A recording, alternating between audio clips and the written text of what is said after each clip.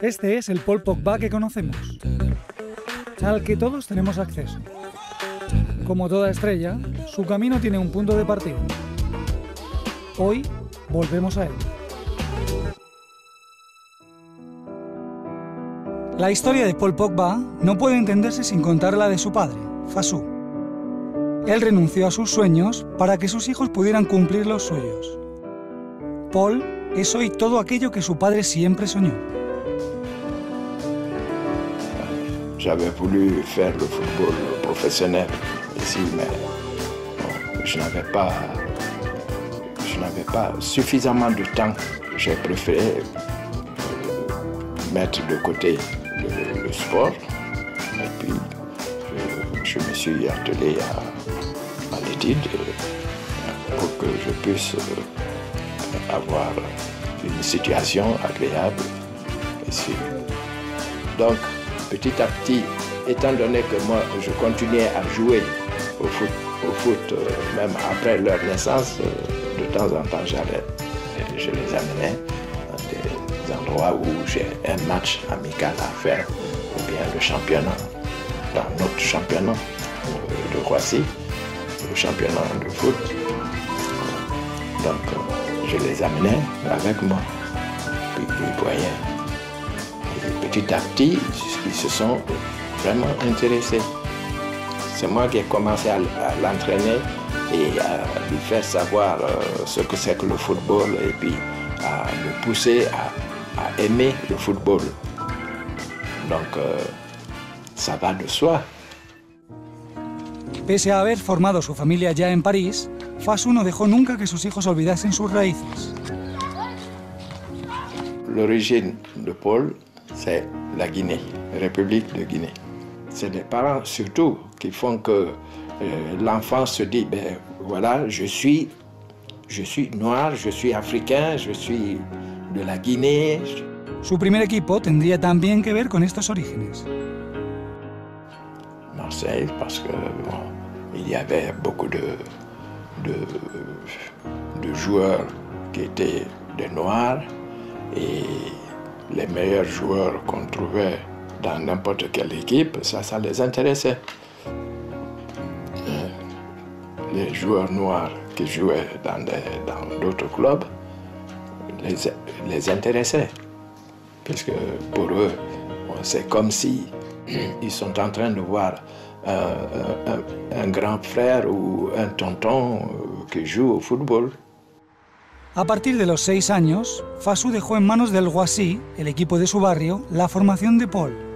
Quienes vivieron en primera persona aquellos inicios destacan sobremanera sus ganas, no tanto su talento. Non, c'était un de plus, c'était un enfant comme les autres. C'est à partir de 10 ans, 10-11 ans où on commence à voir un peu les qualités de chacun, ceux qui sortent du lot. Quand on va en poussant, quand ils ont l'âge des petits, on ne le voyait pas, il était fort, mais on avait une bonne équipe en fait. Et après à un moment donné, il a commencé à augmenter son niveau, à hausser le niveau.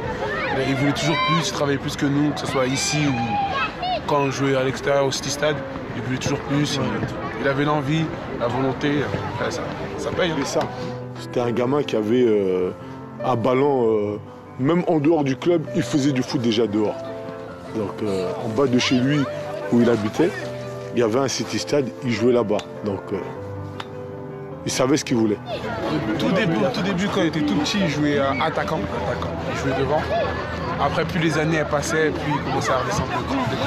Après, il a joué numéro 10, ensuite numéro 8, et après, il a descendu au numéro 6 au Havre. Après, il est resté à ce poste-là, jusqu'au Manchester. En plus, c'était tout petit, il avait déjà une grosse frappe de balle. Non, il aimait les gestes techniques. Donc à un moment donné, il fallait le freiner, le rappeler à l'ordre que le football, c'est pas que les gestes techniques et les dribbles, c'est un jeu de collectif, de groupe, d'équipe. Empezó a destacar en el Roissy, pero para el resto de equipos seguía pasando desapercibido.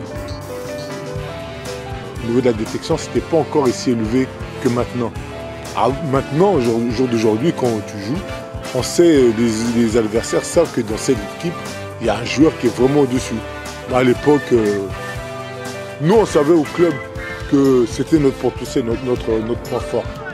Mais les autres, non. Ils disaient Roissy-en-Brie, un club de campagne, 77, donc ils s'en foutaient. El talento de Paul crecía, y antes de que cumpliese los 12 años, su club ya no podía retenerle más, y Fasu tampoco. Oh, pour nous, pour ma part, c'était une suite logique. Après, on aurait pu le garder.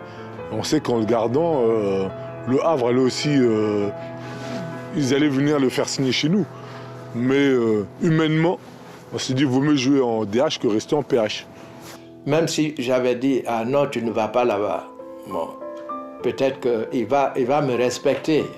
Il va respecter ma façon de voir.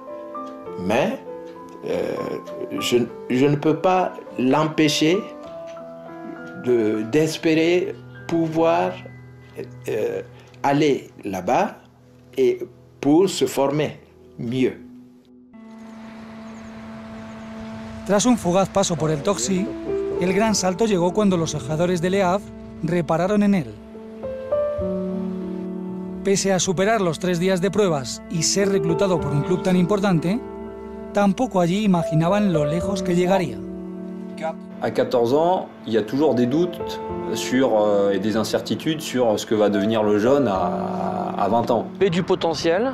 Après, vous dire qu'aujourd'hui il ferait cette carrière-là, c'est difficile franchement, c'est difficile à détecter, à cet âge-là en tout cas. Non, on ne savait pas qu'il allait en arriver là, mais on savait aussi que c'était un bon joueur.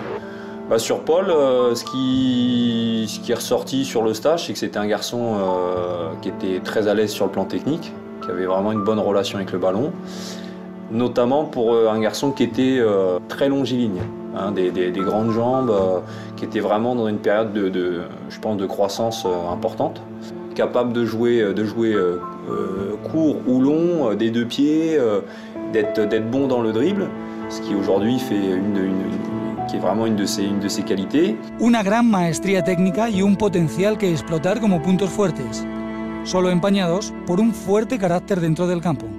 Il y avait un peu des deux, c'est-à-dire que quand lui-même ne réussissait pas quelque chose, on sentait qu'il s'énervait, que ça bouillonnait un peu à l'intérieur de lui, et il n'était pas content, et il y avait des gestes, des attitudes où on sentait qu'il était très énervé, c'était après lui. S'il y avait un partenaire qui réussissait pas la passe ou qui lui donnait pas le ballon au bon moment, il était capable aussi de le faire savoir. Non, pas quelque chose de spécial, mais je me rappelle que quand il perdait, il était vraiment énervé.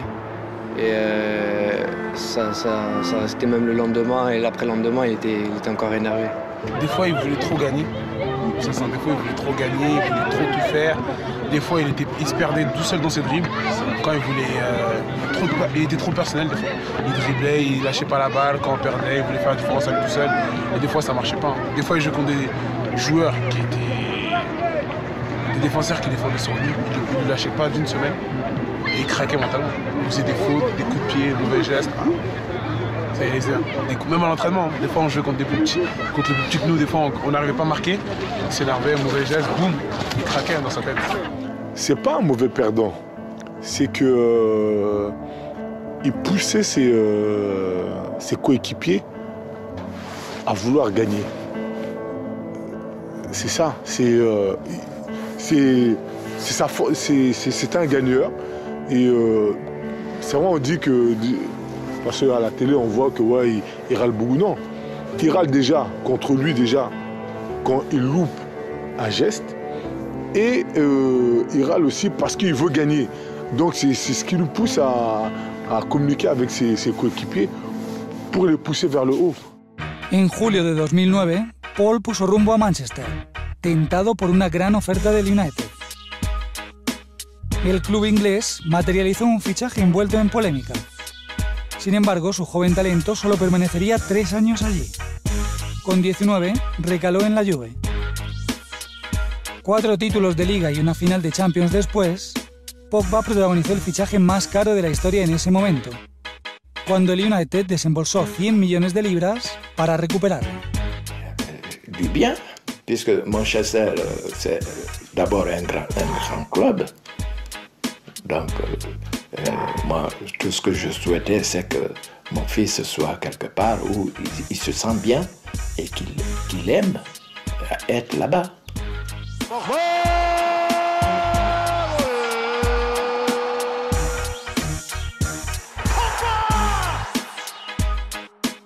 Sin duda, la de Paul Pogba es una historia de triunfo. C'est un exemple pour tous les jeunes, mais ce qu'il faut savoir, c'est qu'aujourd'hui, sa réussite, elle n'est pas générale. Il y a beaucoup de jeunes qui, des fois, sont amenés à partir très tôt, et le constat, c'est que la majorité des joueurs échouent, ils ne réussissent pas. Et aujourd'hui, ce n'est pas le cas de tous. Voilà. Et je pense que c'est un exemple unique